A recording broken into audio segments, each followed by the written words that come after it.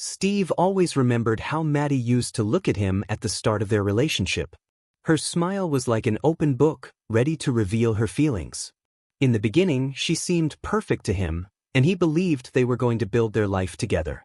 There was something undeniably captivating about the way she carried herself, the way she lit up every room she entered. Her energy, her warmth, it was like she was the sun and Steve, for the first time in his life, was basking in its glow. They'd met later in life than most people expected to, both carrying their own histories, their own baggage. Steve had been through a couple of failed relationships by then, and Maddie wasn't new to the world of heartbreak either.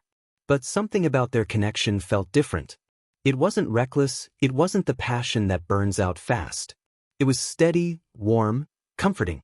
They both knew what they wanted, and for the first time, Steve felt like he'd found someone who fit into the life he'd been trying to create. Their relationship wasn't rushed. It was slow, deliberate. They took their time, learning about each other, about their quirks, their fears, their dreams. They didn't need to prove anything to each other. They were just together. It felt like it had always been meant to be this way. Their marriage wasn't hurried either. They didn't marry young, and their relationship had grown out of something solid. Mutual trust, stability, shared values. Steve was a little older than Maddie, but it didn't matter. Age had never felt like a factor between them. They met while working at the same firm, both architects with long hours at the office. Late nights filled with deadlines and coffee breaks, surrounded by blueprints and plans. It was those long nights spent at the office, exhausted and typing away, that brought them closer. Maddie had a way of speaking that was so full of energy, so passionate about her work and life in general, that Steve couldn't help but be drawn to her. He admired her drive, her independence, her confidence. It was intoxicating. The two of them built something together. A home, a life that felt like the culmination of everything they had worked toward. They made plans. They dreamed about their future, the kind of life they would create once they had everything in place. A small house in the suburbs, a garden with flowers Maddie could tend to, children running around, a dog, a warm home filled with laughter. It seemed like the perfect life, and for a long time, Steve truly believed they were building it. But slowly, something began to change. It wasn't immediate, not obvious at first. Steve tried to tell himself it was just a phase, something that would pass. But deep down he knew. There was a quiet unease that began to creep into their life, one that neither of them spoke about. The change was subtle. Maddie still smiled at him, still spoke with the same enthusiasm, but it felt different somehow. The sparkle in her eyes was gone. The connection they had once shared seemed to slip further and further away. At first, it wasn't something Steve could put his finger on. He wasn't the kind of person to jump to conclusions, to worry over every small detail. But as the months went by, the cracks started to appear more clearly. Maddie's actions didn't match her words. She would talk about the future, about having children, but then she would pull back, hesitating every time they broached the subject. She was still involved in everything around the house, keeping it immaculate, preparing dinners that seemed to come straight out of a gourmet restaurant, but there was an underlying tension. Her joy seemed forced, like she was playing a part in a role she had long since lost the desire to play. Steve would come home from work to find her preparing dinner or tidying up the house, but it all felt too perfect, too polished. At first, it was charming, the fact that Maddie had taken on the role of homemaker with such dedication. It was something Steve had always admired about her. She made their home feel warm and inviting, with fresh flowers on the dining table and candles lit every night. But as time passed, it felt more like an image she was carefully crafting, a life that Steve was supposed to adore without question.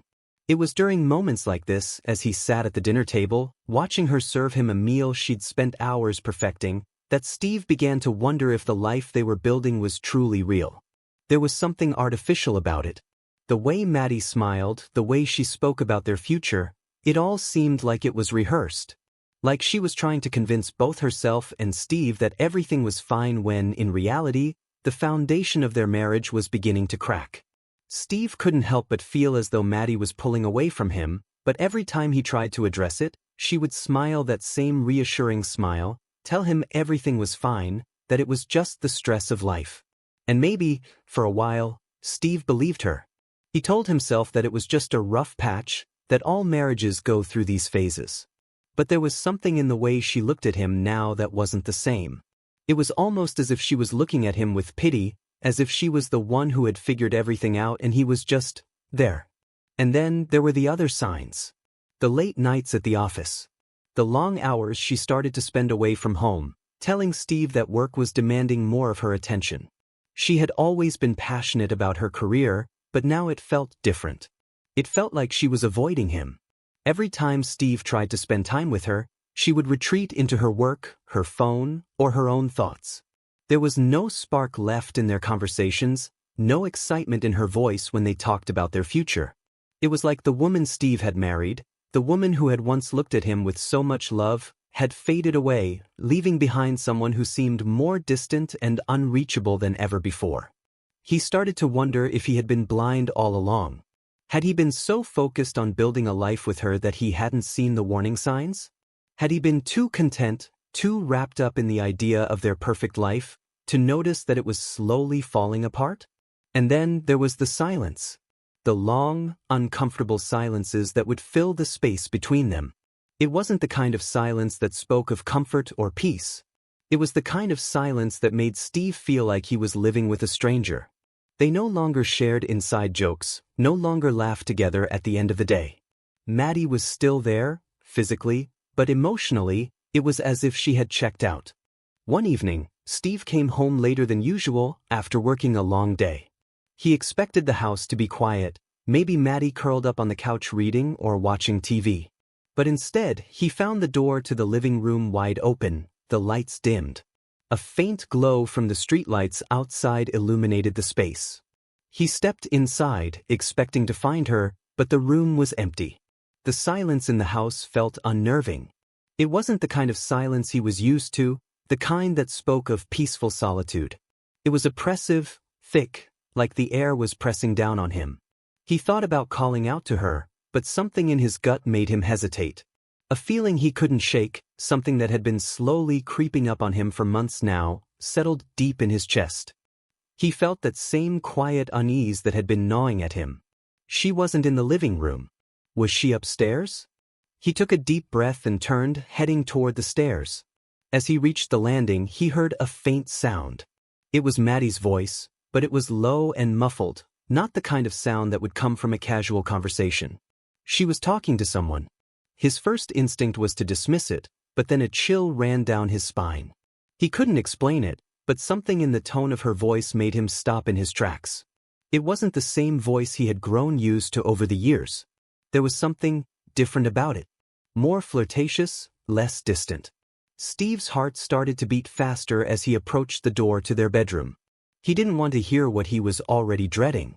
But something made him stand there, just listening for a moment longer. He couldn't help it. His mind raced with possibilities. Was she on the phone with a friend? No, it didn't sound like that. The words were too soft, too intimate. He felt like he was intruding on something he wasn't supposed to hear, but the gnawing feeling in his stomach wouldn't let him leave. Without thinking, Steve pushed the door open just slightly, trying to peek inside without being noticed. His pulse quickened as he saw her sitting on their bed, her back to him. Her phone was pressed against her ear, and she was laughing softly, but the laughter didn't sound like the laughter he knew. It was full of something else, something he hadn't heard from her in years. Her eyes were closed, a smile curling at her lips, but it wasn't the carefree, innocent smile he had come to expect. This was different. It was the smile of someone who was hiding something. Then, as if she sensed his presence, she stopped laughing abruptly and turned toward the door. Maddie's eyes met his, and for a moment, they just stared at each other. The room was quiet, save for the sound of Steve's heavy breathing. His stomach twisted as he watched the faintest flicker of guilt flash across her face. She quickly reached for the phone, trying to end the call, but it was too late. The damage had already been done. Steve didn't need to hear any more. The feeling in his gut had grown unbearable, and now he had his answer. Something inside him shattered. He felt a sinking feeling in his chest that made him physically stagger. This wasn't the woman he married. This wasn't the woman who had promised to build a life with him. She wasn't his anymore. She had already given her heart to someone else. The realization hit him like a punch to the stomach, and for a moment he felt like he couldn't breathe. "Who was that?" Steve finally asked, his voice quiet but firm, the words hanging in the air like an accusation. Maddie opened her mouth to speak, but no words came out. She seemed to be searching for an explanation, but there was nothing she could say to make this right. He could see it in her eyes, the realization that she had been caught. I didn't mean for it to happen like this," Maddie stammered, her hands wringing in her lap. It's not what you think." "It never is," Steve replied, his voice colder than he intended. He took a step back, not wanting to get any closer to the woman who had just betrayed him. "How long, Maddie?" She lowered her gaze, unable to meet his eyes. Her silence answered his question, but he needed the words. He needed to hear her say it. He needed to hear how far it had gone, how deep her betrayal ran. "Just a few months," she finally whispered, her voice breaking. "But it didn't mean anything, Steve. I swear, it was just a mistake." A mistake. The word hit Steve like a slap in the face. He couldn't believe it. "A mistake," he repeated, his voice rising. "You've been sneaking around behind my back for months, and you call that a mistake?" Maddie didn't respond. She just sat there, her hands clasped tightly together, as if trying to hold herself together. But Steve saw the cracks. He could see the shame written across her face. The guilt that had once been hidden so well was now laid bare for him to see. For a long time, neither of them spoke. The silence between them was suffocating, filled with the weight of everything that had been unsaid, all the things that had led them to this moment. Steve wanted to scream, to demand answers, to lash out. But he didn't. Instead, he just stood there, rooted to the spot, his mind racing with thoughts of what to do next. "Do you think I'm stupid?" Steve finally asked, his voice quieter now, but no less sharp. "Do you really think I wouldn't notice? All these little signs? The late nights, the strange behavior, the way you've been pulling away from me?" I didn't want to hurt you," she said, her voice trembling. "Well, you have," Steve replied, cutting her off. "You've destroyed everything." "For what?" "For him." The words hung in the air like poison. Steve felt a sense of numbness wash over him. All the love he had felt for her seemed to drain away, replaced with a cold, empty feeling. He had spent years building a life with Maddie, and now it felt like it had all been a lie. "I want you to leave," Steve said, his voice suddenly steady. "I don't want you here anymore." Maddie's eyes widened, and for a moment, it seemed like she might protest. But she didn't. She just looked at him, her face pale, as if she had already resigned herself to the fact that there was no coming back from this. And with that, Steve knew it was over. The woman he had once trusted, the woman he had built his life with, was gone. She had already made her choice. And now it was his turn to make his. Steve spent the next few hours walking around the house in a haze, his mind whirling, trying to make sense of everything that had just happened. He was numb, stunned by the raw, brutal honesty of the situation, but also strangely calm. He had spent years building a life with Maddie, a life he thought was solid, a life that he thought was real. But in the span of a few minutes, everything had come crashing down. He had suspected for months that something wasn't right, but even in his worst imaginings, he couldn't have prepared himself for this moment. When he walked back into the living room, he saw Maddie standing by the door, her bag slung over her shoulder. She had packed quickly, as if she had known this moment was coming, as if she had already made peace with the reality of it. He wanted to say something, to yell at her, to demand some kind of justification, but he couldn't bring himself to. There was nothing left to say. The evidence had been laid bare, and Maddie had already given him her answer in 1,000 small ways. She stood there, her eyes swollen from crying, her lips trembling as if she wanted to speak, but no words came. For a moment, Steve just looked at her, studying her face, the face of the woman who had once made him feel like he was the most important person in the world. Now that face seemed distant, cold, like someone he didn't even know. "I'm sorry, Steve," she whispered, her voice barely above a whisper. "I never wanted it to be like this. I never wanted to hurt you." He almost laughed at the absurdity of it. The words she had spoken earlier still rang in his ears. It was just a mistake.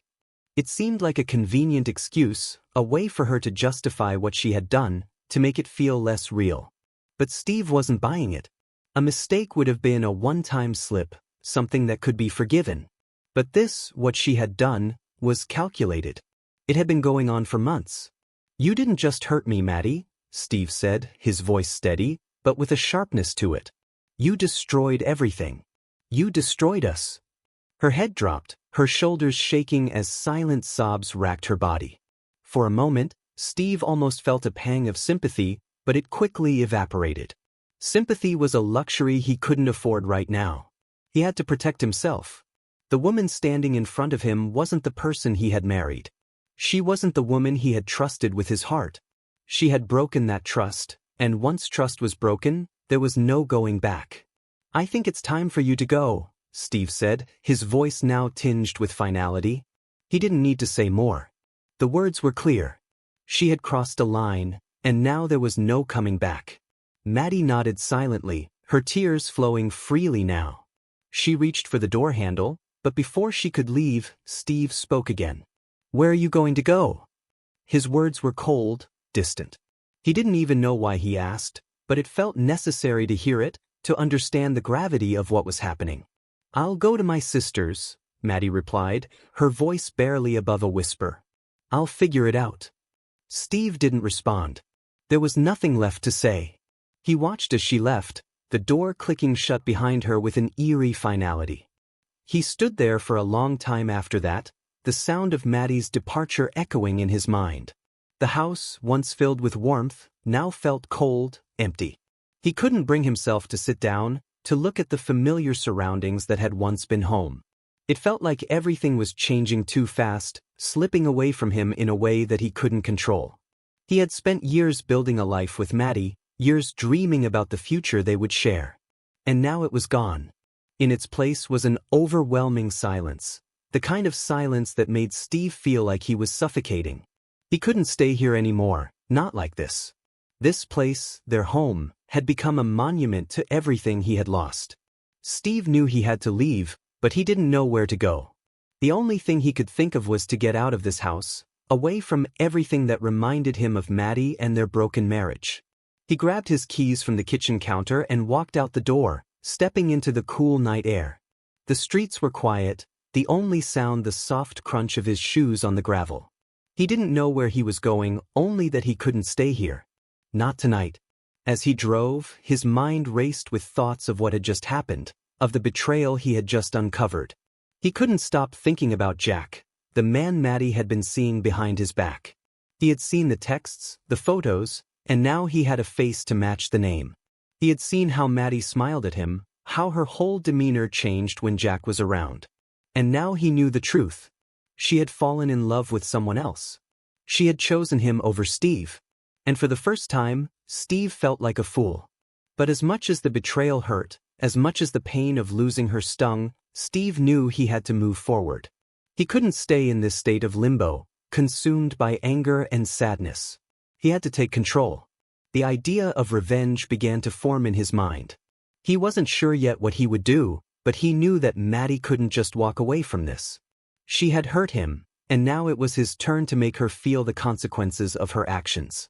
He wouldn't let her get away with it, not after everything they had been through, not after the years they had spent together. Steve knew it wouldn't be easy. The road ahead was going to be long and painful. But as he drove aimlessly through the streets, he felt a strange sense of clarity. He had been betrayed, but he wasn't going to let that define him. He would rebuild his life, piece by piece, and find a way to move on. It was time to let go of the woman he had loved and start living for himself. He would make sure that Maddie and Jack understood that there were consequences for their actions. They couldn't just tear apart someone's life and walk away without facing what they had done.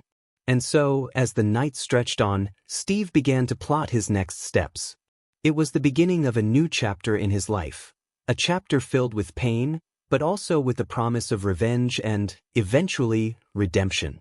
The days that followed were a blur for Steve, his mind constantly preoccupied with the aftermath of Maddie's betrayal.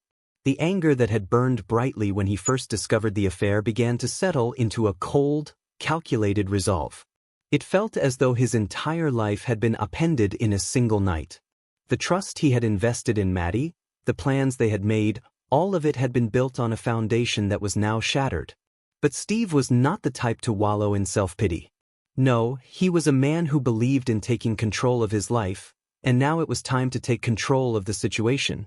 He knew he couldn't just let this go. Not after everything they had shared. Maddie had made her choice, and it was time for Steve to make his. The pain of betrayal still lingered, but beneath it, a colder emotion began to surface: revenge. Not in the way one might expect, with yelling and screaming, but in a way that would ensure that both Maddie and Jack felt the consequences of their actions. They needed to understand the depth of what they had done, to understand that betrayal did not come without a price. The first thing Steve did was gather information. He couldn't go into this blind, not if he wanted to make sure his revenge was measured and effective. He wasn't going to act out of raw emotion. He needed facts, details, and he needed to make sure he executed his next moves with precision. He hired a private investigator, someone who could dig into the lives of Maddie and Jack without raising suspicion. The investigator, Greg, was experienced, no nonsense. He didn't offer Steve any sympathy, didn't ask him to share how he felt about the situation. He simply got to work. Greg's report came in a week later. Steve met him at a small cafe, the air thick with the weight of what was about to unfold. Greg handed him an envelope, thick with documents and photographs. Steve didn't hesitate. He opened it right there in the cafe, his eyes scanning the information. The first thing that struck him was the depth of Jack's involvement in Maddie's life. This wasn't just a casual affair. Jack wasn't some random man she had a fling with. No, Jack had been in her life long before Steve had ever suspected. The affair had begun with secret texts, quiet meetings, and then it had escalated. It wasn't just about sex, it was about an emotional connection, one that Maddie had chosen to build behind Steve's back. Jack was married. That detail stung. Lisa, Jack's wife, had no idea. She had no clue that the man she trusted, the man who had promised to love her, was sneaking around with someone else. Someone who had once promised to do the same. And Maddie? Well, the truth about her hurt more than anything. She had been lying for months, not just to Steve, but to herself. The reports, the photos, the messages, they painted a picture of a woman who had started this affair in secret, who had chosen to deceive and betray the person who loved her. It wasn't a mistake, as she had claimed. It was a choice. Over and over again. Steve sat back in his chair, the weight of the information pressing down on him. He didn't feel the rush of rage that he thought he would. No, he felt something different: clarity. It was time to make them both face the consequences.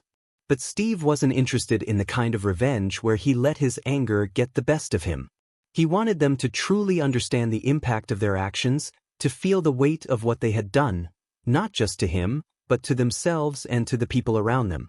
He wasn't going to confront Maddie yet. He wasn't going to scream at her, yell about how hurt he was. Steve had something much more effective in mind.